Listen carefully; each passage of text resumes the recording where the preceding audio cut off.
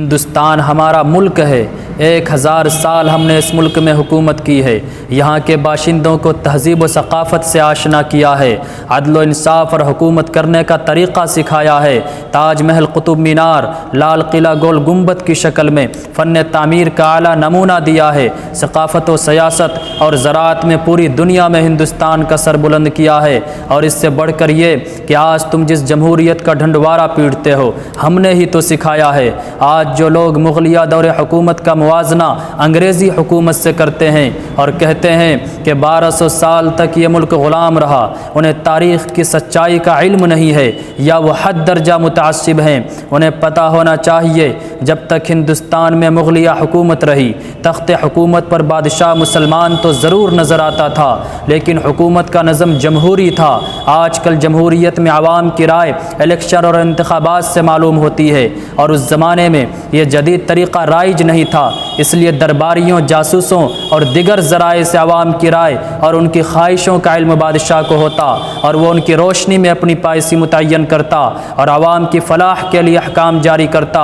مغلیہ حکومت میں ہندو مسلم میں کوئی تفریق نہ تھی، دونوں کے حقوق یکساں طور پر محفوظ تھے۔ ہمارے ملک کے مشہور مصنف پنڈت سندر لال الہ آبادی لکھتے ہیں، اکبر، جہانگیر، شاہ جہاں اور ان کے بعد اورنگزیب کے تمام جانشینوں کے زمانے میں ہندو مسلم یکساں حیثیت رکھتے تھے، دونوں مذاہب کی توقیر کی جاتی تھی۔ ہر بادشاہ کی طرف سے بے شمار ہندو مندروں کو جاگیریں اور معافیاں دی گئی تھی۔ سلطان محمد تغلق کے رعب و دبدبہ سے کون واقف نہیں، تاریخ کا ہر طالب علم ان کے جاہ و جلال سے واقف ہے۔ مشہور سیاح ابن بطوطہ نے ان کے متعلق اپنا چشم دید واقعہ لکھتا ہے۔ ایک مرتبہ سلطان کے خلاف ایک ہندو نے عدالت میں مقدمہ دائر کیا، بادشاہ نے اس لڑکا کو بے وجہ مارا ہے۔ قاضی نے بادشاہ کو مدعا علیہ کی حیثیت سے عدالت میں طلب کیا اور مقدمہ کی سماعت کی۔ آخر فیصلہ یہ کیا کہ بادشاہ پر جرم ثابت ہے اور اس سے بدلہ لیا جائے۔ سلطان محمد تغلق نے بے چوں چرا عدالت کے فیصلے کے سامنے سر تسلیم خم کیا۔ لکھتا ہے، میں نے دیکھا کہ بادشاہ نے عدالت کے فیصلے کے مطابق ہندو زادہ کو دربار میں بلایا اور اس کے ہاتھ میں چھڑی دے کر کہا، لے مجھ سے بدلہ لے۔ مزید برآں لڑکے کو اپنے سر کا قسم دے کر کہا، جس طرح میں نے تجھ کو مارا ہے تو بھی مجھ کو اسی طرح مار۔ کا بیان ہے، لڑکا نے بادشاہ کو 21 چھڑیاں ماری،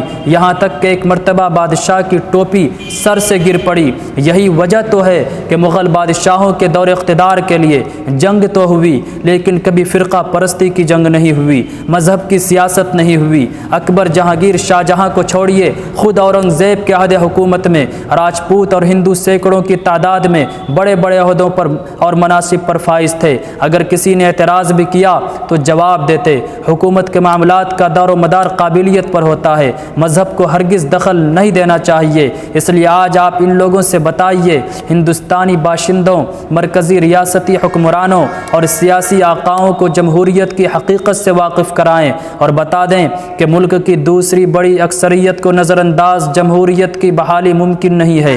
ہم اس ملک کے کرایہ دار نہیں، برابر کے حصے دار ہیں۔ وہ ہم ہی تھے جس نے تحریک آزادی کے دوران برطانوی سامراج کے خلاف احتجاج کے طور پر یہ نظم گایا تھا، اور آج بھی گاتے ہیں، سارے جہاں سے اچھا ہندوستاں ہمارا، ہم بلبلیں ہیں اس کی یہ گلستاں ہمارا۔